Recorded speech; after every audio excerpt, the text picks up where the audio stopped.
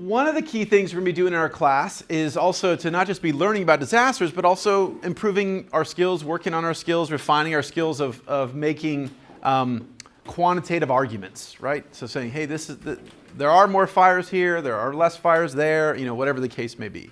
So one of a fantastic tool that we have at our disposal is this International Disaster Database. And we're going to be introduced to that today and start playing with that today. And you will have access, you have to register, but once you're registered, you'll have access for as long as you want. So this is a resource you can use to answer assignments later on the semester, that kind of stuff. So this is a very useful tool when we're talking about global disasters. So before we head out, just a quick recap of last week's stuff. We went over wildfire last week. We talked about wildfires being self-sustaining, high-temperature biochemical reactions, that wildfires are indeed a natural process, right? The frequency and intensity might be changing, but the basic thing that's been going on has been going on for billions of years here on our planet. And that the reason why it's getting so much attention is that things are intensifying because of our management, because of our pumping of carbon in the atmosphere, because of our development plans, because of our construction techniques, all that stuff. And wildfire is often related to many hazards. So wildfires can be the start of the problem, or they can be a secondary disaster. There could be a plane crash or something, and then that causes a wildfire. Or we could start with a wildfire. That is, today we're seeing this rain begin to hit us. The initial disaster could be the primary disaster could be the wildfire, and then maybe you get a bunch of rain that's really intense over a short period of time. Maybe we see a landslide or a flooding event or something like that after. So wildfires are one of those disasters that can take on many different forms. As you guys, we just talked about, refreshed ourselves again, we have that fire triangle, the fuel, oxygen, and heat that leads to fire. That fire goes through this pre-ignition phase where it's kind of getting ready to burn, combustion where it actually starts to go and eventually gets extinguished. We talked about ground fires, surface fires, crown fires. There's various feedback loops. In our particular landscape, such as in California, in our particular landscape here in California, such as Southern California, in particular, the things we worry about are grasses, shrublands like our chaparral or coastal sage scrub, and trees. In particular, in coastal California, we're mostly worried about the grasses and the shrublands. We don't have that many massive forests here. And that dry, hot drought conditions are really key priming, and when we get into the season of dry lightning, which is typically summer in our part of the world, those are key times. And then as we also went over, winds are really, really important in determining if it's kind of a problematic fire or an, oh my gosh, it's the end of the world kind of fire, right? And the more windy it gets, the more dangerous, deadly, costly, expansive, hard to control are these fires. And when we do have a fire, it influences a lot of ecosystem dynamics across our landscape, whether it burns up a house or doesn't burn up a house. It'll initially drive down air quality, drive down biomass, it's going to burn up the tree or whatever the things that's getting burnt is going to disappear. It'll generally increase the hydrophobicity. The soil is going to not allow water, it's going to be sort of water afraid and won't let that water percolate very quickly into those essentially baked soils. And then we particularly see high mortality around small mammals. Secondarily, after the peak of the fire has come along, the secondary problems tend to be oftentimes associated with erosion and or flooding. And then we get more fire associated, fire tolerant and resistant vegetation when we have a lot of fire. And then longer term than both those things, we can see succession. So there might be an intact shrubland, fire comes, nukes all the shrubs, and then we get some recruited new baby plants coming in, and then that sort of unfolds.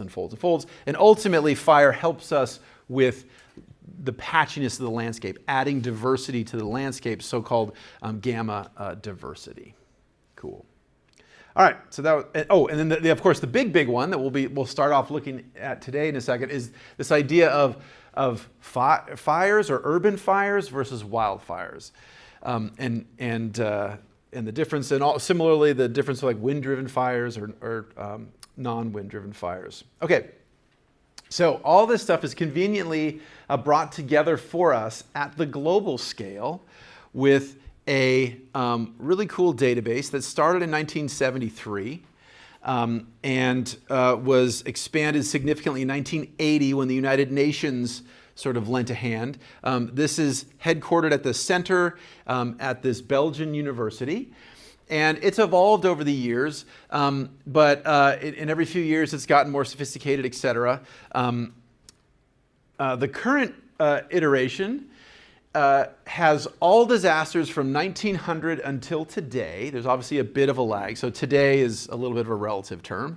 I think our current database was last updated 2 days ago, but it's fairly recently. What goes into the database is an event where at least 10 or more people are killed, or 100 or more people are affected in some, directly affected in some way, or there's a declaration of a state of emergency, and that's going to be the local political, country, state, whatever. So there's different rules for that, but as long as someone declares a state of emergency, a disaster-driven state of emergency, that would also be a triggering event. And then in some cases, maybe it's an area where there's not really good governance or the government's collapsed or something of that nature. But it's clear that there's a problem going on, and some aid agencies or some other groups might put out an international call for assistance. We need people to help rescue people from this, whatever, river bottom or something of that. So any one of these things is enough. And the more that we tick, the more likely that event will get in more rapidly. So having said that,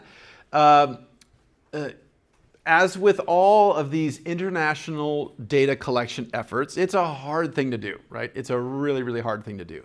You have people submitting stuff in different languages. You have people having different criteria.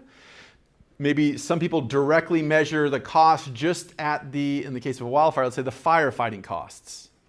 Whereas maybe another country might measure the firefighting costs and the relocation costs or the rehabilitation. So it just gets very complicated. And that it would be complicated enough if we were talking about just, say, the state of California. It gets more complicated if we talk about the US, and it gets more complicated if we start talking about all the hundreds of countries around the world. So it's very useful to have a group like this that puts the time in, puts the hard hours to try to work and make sure the apples are apples and the oranges are oranges, and we do a good job of that. By definition, we mentioned that it started in 73, got an interjection from the United Nations in 1980, and then at several other points since 1980 has had some significant revisions. The database currently has data that go back to 1900, but as you'll see in a moment when we start to play with this, stuff before 2000 isn't always as quality controlled and wasn't always as verified as stuff is now. So that doesn't mean you shouldn't use it, but it just means when we go past that 2000 mark, a little bit of caveat there, a little bit of like, okay, I'll just back of my mind. If something looks like a crazy pattern, let me make sure it really is a crazy pattern and it's not just maybe a data error or something of that nature. Okay. Okay, so in a second, you guys have to do this yet, but I'm just still orienting you. So in a second, so the process is going to be, you guys are going to go to the website. You can just Google International Disaster Database or EM-DAT, and you'll get there, or you can go to our module and just click on the link directly. But either way, you first get there and you will need to create an account. So this is free, you don't need to spend any money. So you should use your CSUCI account. And so they'll ask you just a couple quick questions and establish a password and that kind of stuff. Then it'll email you the registration link or whatever, and you confirm that, and then you'll be registered. And then you have to refresh the page and go back in, and then you need to log in. So once you register, you only need to do that the very first time. And as long as you remember your password from here on out, you can just go and just immediately log in. And then once you log in, you're going to get this interface, and it changes every couple of years, but it'll look like this. And so we notice there's a classification on the left, and then which is the type of disaster, and then countries, which is a geographic designation on the right. And then on the bottom, we see a sliding scale. And you can either type in the specific year you want or the specific year range, or you can just grab the slider and move it around. By default, it only goes back as far as 2000. But if you tick this little blue, or this little toggle box here, it'll allow you to go back to 1900. And that's what we'll do for our exercise. We want to get older data as well. And then once you do that, and you click your download things and your selections, you just hit download, and it'll download the data to your desktop, to your local drive. So pretty straightforward. The data will look something like this. It'll have a bunch of designators. It'll historic is in reference to, was it before we started the hardcore QA/QC, and on and on and on and on. And what you'll see is there's also a data dictionary in there. So if any of these variables don't make sense, you can click on that and you can figure out what the units are. Again, anytime we get a data set, before you do anything, you want to just stare at it for a few minutes, right? Okay, what is it? Let me make sure I understand what these variables are. Let me make sure I understand what the units are. Okay, this thing says value or dollars, but like what's that mean? So again, if you look at some of the associated tabs or any of the data dictionary links on the website, they will take you to a document or a PDF or an explainer listing all the different variables. And so you should be able to figure out all those variables pretty quickly. That's not always the case. Some data sets we get, there's not a good data dictionary. The so-called metadata isn't well articulated, but in this case it really is. People use this data all the time for insurance studies, for sustainability work, for resiliency planning, all kinds of stuff. So it's a very used database. And so again, with the caveats that some of the older data is not super accurate, but it's a pretty robust tool. And so it therefore has a lot of these explainers. Whereas some other data sets we might look at might only be used by a few of us, or just in the state of California, or just in Ventura County, or something like that. And they're not always perhaps as well, the explanation of what the variables are, et cetera, maybe isn't as good as as a big international database like this. Okay, the first thing we're going to do in a second, don't do this yet, but in a second, we're going to start with doing just an exploratory graph, and I want you guys to start with wildfires. So as you'll see, when you go in, once you get registered and start to play with this data, you can actually go in and select all the disasters or subsets. So for this first one, just pick wildfires. And then, rather than all of us doing the same thing, we have these different broad geographic breakouts, and then within each of these, within Africa, whatever, you can grab other countries and everything. I want you guys to click on a broader region. So I want to look at, let's say, a continental look at these patterns. And so I just randomly threw you guys into some different groups here. So based on your name. So in a few minutes when we break, you guys can scooch over and get in your group. And for this first exercise, you're not going to turn anything in, but I want you guys to play with it. Make sure you guys all get it. You guys try pulling your data together and make sure that you guys are all seeing the same thing, so that we all understand how to pull the data down, how to look at the data, etc. The goals here are to just get better at graphing. So first and foremost, begin to figure out how to get data like this important EM-DAT data set, and then how to start working on making our figures professional and good quality stuff. Once that's done, not now, but once that's done, what you guys are going to turn in is something slightly different. This first exercise, I wanted you guys just to go through, query the data set, pull down wildfires, but for your write-up, the thing that you're going to turn in end of the week, that is, I want you to look at natural disasters. And so that is, again, same groups, so same geographic groups that you're in before, but this time instead of just looking at one subset of one type of disaster, we're going to look at all the different natural disasters. And for that exercise, I want you guys to make two different figures. One is the trend in disaster deaths, so how many folks were perishing because of disasters overall.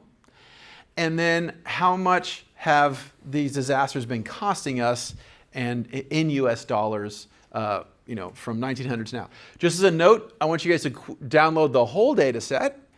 But because most of these are year to year to year to year, and this will have data into 2025. For your graphing purposes, don't go into 2025, right? Because it's not a fair comparison to talk about, since we're only partway through 2025. The other thing to also, just for you guys to know, is many of these data sets like this, that are large data collection efforts. So it might be a seafood supply thing, it might be a global temperature thing, it might be a whatever it is. Usually there's sort of, sometimes data will be made available, but hasn't gone through 100% all the QA/QC checks. So usually what'll happen is at the end of the year, the database managers, the data collectors, will then sort of certify the previous years. So if we're talking about things like carbon emissions, right? You don't get the final real confirmed estimate till after that year has passed. Even though right now in the database there might be some 2025 data, we're not really going to look at that. Does that make sense? Okay. Okay. Yep. Okay, cool. So the general approach is going to be this. The general approach is going to be, and I'll show you real quick what the data looks like in a second. But the general approach is going to be, you're going to register. Then once you register, you're going to go log in. Then once you log in, you're going to do your query. And so play around with it for the first minute or two, just see what the options are, see what happens. And then you're going to download that data. Inspect the data. Just take a couple minutes and just look, make sure you understand what everything is. In that stage, we should be using a tabular data management thing. So Excel is the best one, but you could use Google Sheets if you wanted to, right? And so that's where you're just sort of playing around, look and see, do I understand this? What's the biggest value? What's the smallest value? That kind of stuff. What's the average value? Okay, does it make sense, etc. You might need to manipulate the data in some way to make it make sense, and I can show you guys how some basic tricks for how to start doing that. And so get the data kind of together and make it make sense the way you want to visualize, and then start to think about, okay, how do I want to, what would so Dr. A said that he wants us to look at disasters or deaths over the years, or costs over the, okay, so how can I visualize that? What would be a good figure to do that? How can I sort of sketch that out in your head? And then only then sort of start going into actually starting to play around with the graphing and trying to make it visual. Does that make sense? Okay, so let me just show you real quick those couple things that I was just mentioning. So here I'm logged in now, so this looks slightly different until you actually log in, but this is what it looks like after I've logged in. And so if I click right here in the classification area, it's going to give me some options. It used to also, so natural, what we call natural disaster, technological would be something that we humans caused. And there used to be another designator called complex. So complex is where it's both natural and technological, or elements of both. For whatever reason, now they've eliminated that. But as soon as I pull this down, I could then have, so if I didn't click anything, and I look down here, this is going to say 26914. So this is not selected is everything in the database. By going into these menus, I'm restricting it. I'm tailoring it. I'm shrinking down my choice. So for example, so I said your first one, you guys are going to go for wildfires, right? Wildfire. So it's under climatological. Right? And so, so it's better to use this tick box than to just sort of type stuff in. I know you can type stuff in, but this will be assured that you get everything. So sometimes we might slightly type something a little teeny bit different. And so this is the best one. So for your first one, I do this, and it's only going to return for me the wildfire. So now I feel like there's 492 records. Yeah? You with me? And then for the other exercise thing you'll turn in you'll actually just tick the natural, and this tells me that's 17,331 ones. Okay, and then if I go over here in countries, again, you'll see it. It's broken up into large geographic region. And I'll note that for mostly we're using most of these, except for in the Americas, we're using North America and then what they call Latin America and the Caribbean, right? So those are our breakdowns.